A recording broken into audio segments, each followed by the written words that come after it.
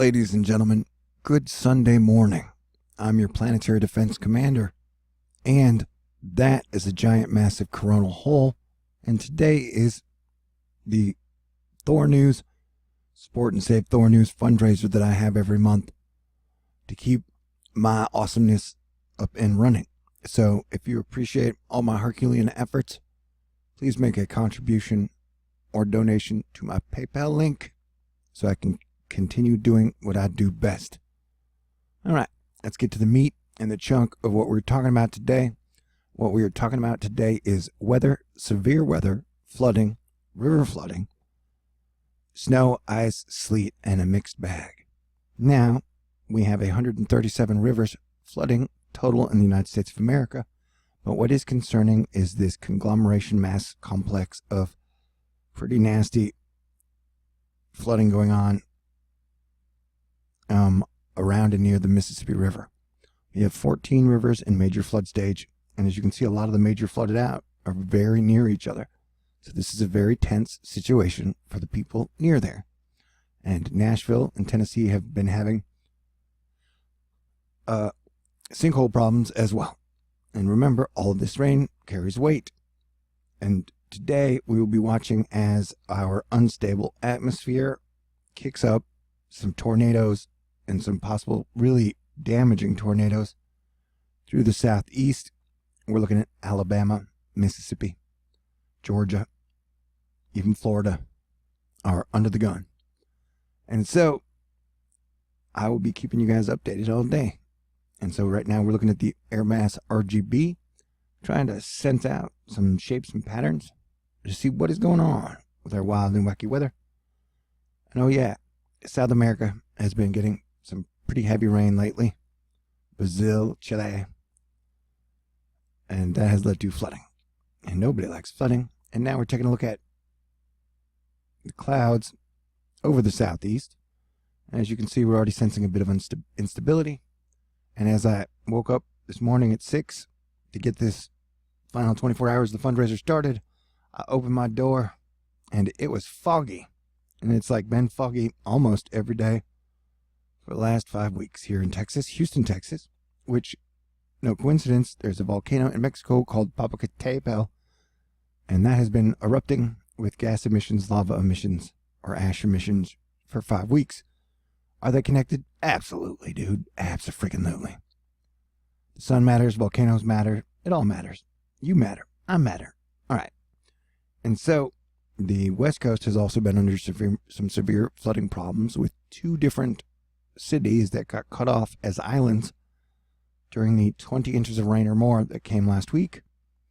They have another heavy bout of rain coming for Southern California starting, I think, Monday, Tuesday, or Wednesday, but we will take them one at a time. Right now, we're concentrating mainly on the southeast. And so here is our storm. We're going to take a look at, and so as you can see, the heavier rain will be concentrated over the areas we don't really want it concentrated on. And we're going to be watching for the atmospheric instability. I highly recommend, if you're anywhere near the danger zones, Twitter, which is usually a garbage dump of political crap, it is actually fantastic for up-to-the-minute weather updates. Hashtag weather Twitter, hashtag WX Twitter, or crankywxguy, whose blog I always leave stormhamster.com, the latest update linked for you. He is great too at breaking down the overall situation in a scientific way. But as you can see, the rain levels are increasing in this pattern where the moisture is rolling and wrapping around the Azores High. So this pattern looks to continue for a while. And so, whereas you may not be that concerned now, I promise you by the time this thing is done, you will be. Because we are moving into a very floody, severe weathery spring, and then it'll be hurricane season before you know it. And I would guess hurricane season will probably start a month before hurricane season. As you can see, the size of these rain bands are heavily increased and look to be outperforming what the models had guessed would happen. And so now we're going to go magically into the future. Okay, first let's zoom out to check out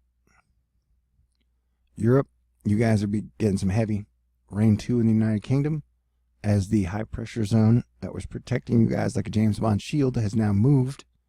And so it looks like you guys will be getting hit in this wave after wave pattern.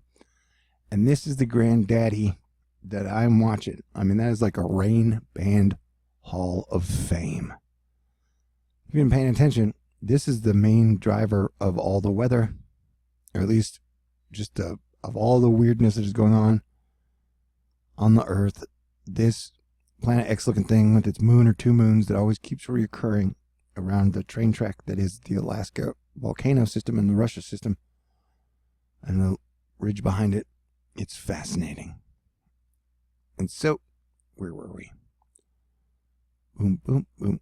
All right. So we're going into the future. But look at that thing, dude. That is just impressive as impressive gets. Now let's zoom in. Okay, now I gotta prep you guys ahead of time.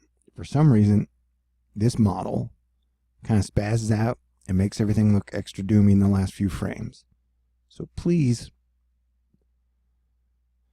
don't get too paranoid, but as you can see, the whole system is going to combine. See, here's where it kind of blows up, and it's not going to do that.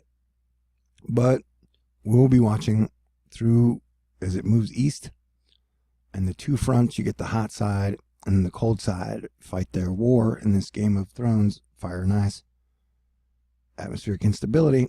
And so you'll be watching the ice layers in the middle as it moves out east, and then the low may even pop up and cause more pressure. So for today, the big watch is on the southeast, and then we'll continue to monitor the icing system that may or may not form in the middle of the two zones. As you can see, this is at like 2 p.m. today. And I like this one because it usually gives us the volcano signals of what we might see. It does not look like there are any volcano signals on there today. That is good news. Okay, let's keep on going. All right, now this is a 48-hour look at whatever mixed precipitation we might be getting. And as you can see, the red zones are the most dangerous, where the highest chance of tornado activity exists. And it exists, yeah, like I said, Louisiana, Alabama, Mississippi, Florida, Georgia, and even in South Carolina. And you might get some just straight line winds that are pretty fierce as well. And as one storm moves out, our next storm is already reloaded and is moving in. And as you can see, 48 hours from now, California will get its next wet pattern. And on top of all that, boom, surfing the solar wind. Earth is exiting a stream of solar wind that caused minor geomagnetic storms and bright Arctic auroras from February 28th through March 2nd. A new stream could arrive as early as today. And I have noted that the coronal hole situation for the last year or two has been insane. I think we've been getting about 40% more solar wind than usual. Does that affect things? Absolutely. All right, here's our snow cover. And the Sierra, and a lot of these areas, anywhere with white, has been seeing like record or near record snowfall of ungodly levels. I would check out the pictures. I'll track them down for you for a later video, but they're pretty incredible. And so, you have your hotter areas anywhere near the volcanoes. You have volcanoes here and then in Mexico. So the areas near the volcanoes seem to be hotter than normal, climatological, whatever. And then the areas not as close seem to be getting the brunt of the cold and the snow. But as you can see, the stretch across the middle, all the way from Texas, Arkansas, Oklahoma, Missouri, Illinois, Indiana, Kentucky. And can we Kentucky, Ohio, Pennsylvania, West Virginia. All these areas, you'll be under some type of either an ice watch or a snow winter watch. And if you notice, these are all the flood warnings, and then this is the fog that I was telling you about. So it's going to be, it's always a weird weather day. these days. You know what I'm saying? And this is the precipitable water as far as how much moisture is willing to participate in a storm at any given time. So as you can see, there is a lot of moisture happening in the Gulf of Mexico and southern states. And I wanted to say again that the other day when the storm, the atmospheric river, dropped 20 inches in North and Southern California in some spots, none of the models had predicted 20 inches. I think 8 was the most. And so at any time, any one of these storms could severely overperform. Please be as prepared and aware for that as you can be. Oh, this one's pretty. I like this one. Yeah, you can already tell that the atmosphere is gearing up to put on a show. A little Mother Nature fireworks to kick off these Ides of March. And as I was talking about the sun, I'm a big fan of the sun, especially on a Sunday. But she has the fuzzy tennis ball look, and a lot of times when she gets the fuzzy tennis ball look, the weather is a bit frayed. But don't be afraid. Be prepared. Stay aware. And have a plan, man. Here's another look at our beautiful, crazy sun. Is this a sunspot? I don't know. There hasn't been a sunspot on the sun for at least a month. I can't even remember when the last one we had was. But here was our geomagnetic activity. And as you can see, we had a bona fide G1 storm on the 1st. And then it stayed at high, but not too high levels. And then it started to dip down. But with the new coronal hole, that we're about to get hit by the fast-moving solar wind stream again. And my theory is that every time we get hit by fast-moving solar wind and we have a giant coronal hole, the odds of a bigger earthquake or volcano activity go up. And I want to remind everybody again, we're all allowed to believe whatever we want to believe, but that I think the odds of us seeing a volcanic eruption in California are 50%. And I've based this off my research that I found that when the gas giants, which are like Jupiter, Saturn, Uranus, Neptune, when they're on the same side of the sun, we get big earthquakes around the world and big volcano eruptions. And so when they got like 33 inches of snow in Arizona, which broke the record from 1915, I noted that in 1915, A, all the gas giants were on the same side of the sun, and B, that was the last time a volcano erupted in California. And so, but no matter what, this is an interesting formation. You get your Mars, you got Mars, Uranus, Eris here, which is almost like an underworldy group, and then you have Jupiter, Saturn, Pluto, and then you have these here. I don't know, it's just interesting. And we're out here in the front. Boom. We are the leader. So it is time to be a leader. Sound cool? All right. Once again, and so let's go to where am I at? Total cloud water. This is the total cloud water we're working with. And so this will be the big storm that I'm watching for the West Coast. We've got some moisture to work with. Let's go to total precipitable water here. As you can see, we got some moist areas, a lot of rain willing to participate in the south, and then another stream that may be coming through Baja and then into Texas and then across. And then let's go to everybody's favorite, the models. Now this is just a fun exercise we're doing together. But let's break it down. Break it down. Okay. So, but as you can see, we got that rain as the two fronts combined. And then this is about 4 p.m. on Sunday. And that would be, I think, 10 p.m. But as you can see, the yellow indicates heavy amounts of rain. And, I want to click back if I can. Where did I put you? Doom, doom, doom, doom, doom, doom, doom, doom. Okay, I'm going to take them out of the future. Okay, let's go back to the past. This is where we're at now. But as you can see, this yellow band is already here, which indicates heavier amounts of rain. and that this is supposed to be right now, and there are no heavier amounts of rain, so we're already overperforming the moisture amounts advertised. We aren't supposed to get yellow for 12 more hours, so that is a bad sign. And it looks like this thing is supposed to strengthen as it moves out. Now, cut your meteorologist some slack because the atmosphere has been so unstable. It's hard to get anything right. And I'm very glad I don't really ever deal with telling people how many inches of snow you're going to get, because that makes some of the weenies upset. Well, we love you, weenies.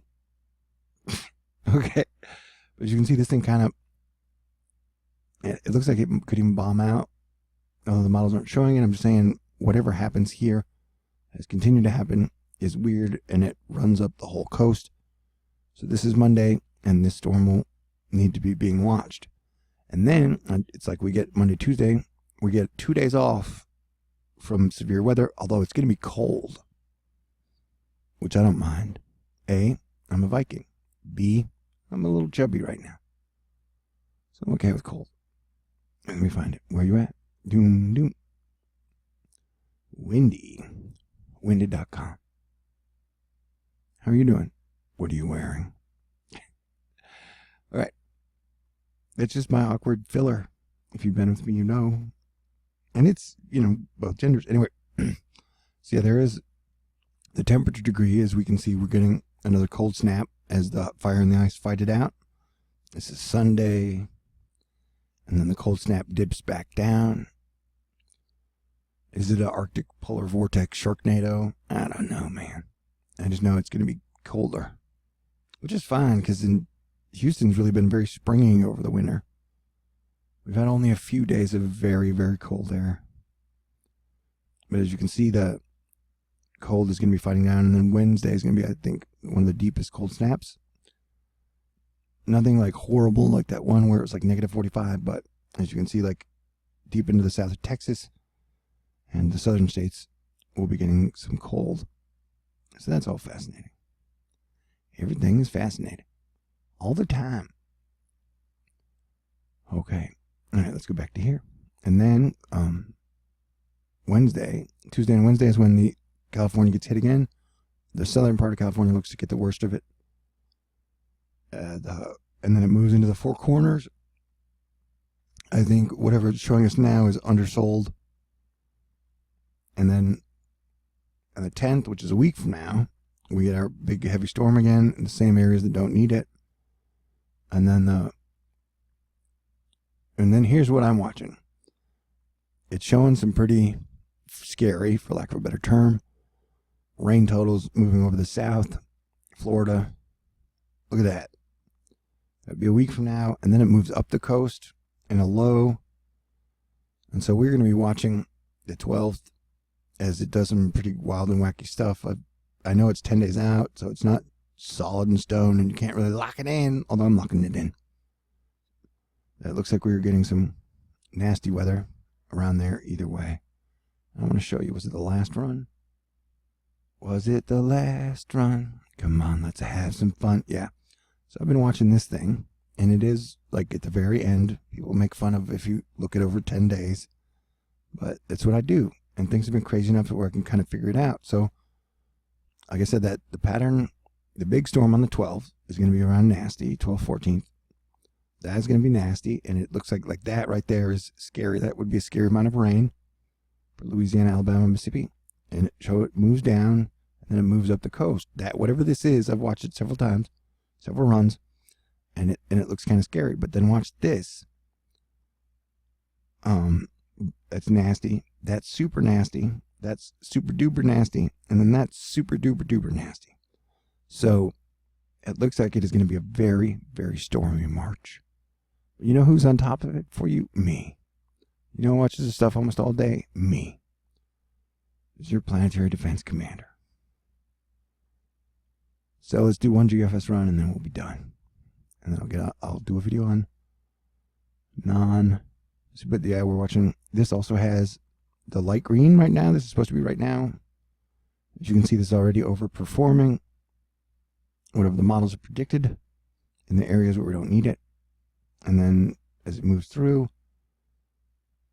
this has the worst hitting New York and the upper northeast, the New England area on Monday night, the overnight, as it rides up the coast, the low does.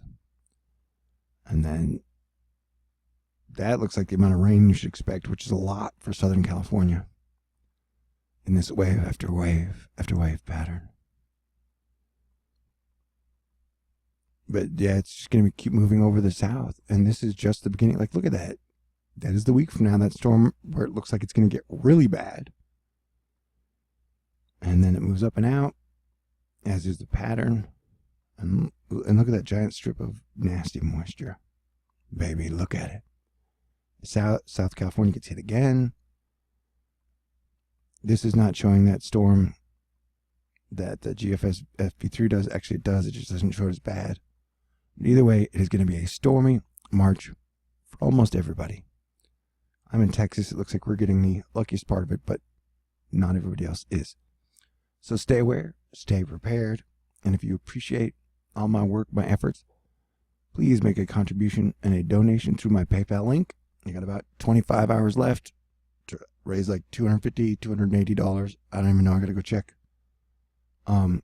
Every single dollar helps. I appreciate every dollar. You know, for the people who have said $2, $5, $10, it all helps, and I appreciate it all. And I try to do my best, and you guys have saved me every single month and kept Thor News up and running and trying to bring you the truth in awesome, sciencey ways. So everybody stay cool, and I will talk to y'all soon. Peace out. God bless everyone.